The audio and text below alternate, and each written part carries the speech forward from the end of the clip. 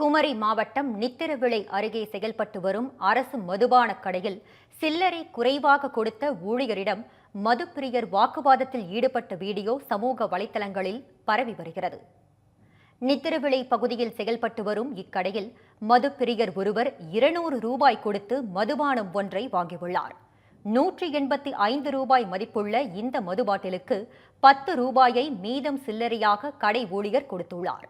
இதனால் அதிர்ச்சிக்குள்ளான மதுப்பிரியர் உரிய சில்லறையை தன்னிடம் வழங்குமாறு ஊழியரிடம் வாக்குவாதத்தில் ஈடுபட்டுள்ளார்.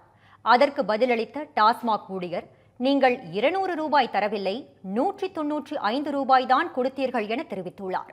இதை கேட்டு மேலும் அதிர்ச்சிக்குள்ளான அந்த நபர் பதிவு செய்த வீடியோவை சமூக வலைதளங்களில் பகிர்ந்துள்ளார். அடிக்கடி இக்கடையில் இதுபோன்று உரிய சில்லறை தரப்படுவது இல்லை எனவும் தற்போது மீண்டும் இதே சம்பவம் அரங்கேறி உள்ளதாகவும் தகவல் வெளியாகியுள்ளது.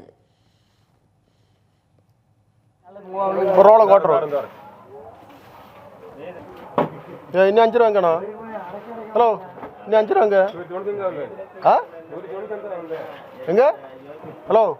5 ரூபா வரும். 5 ரூபாங்க. இருந்த 2 100 ஆட்டோ வந்தானே 95 ரூபாயா? 2 100 ரூபா நோட்டு வந்தா நீங்க 95 ரூபா இல்லையா? இன்னும் 5 ரூபாங்க. 2 100 ரூபா ஆட்டோ வந்தேன்.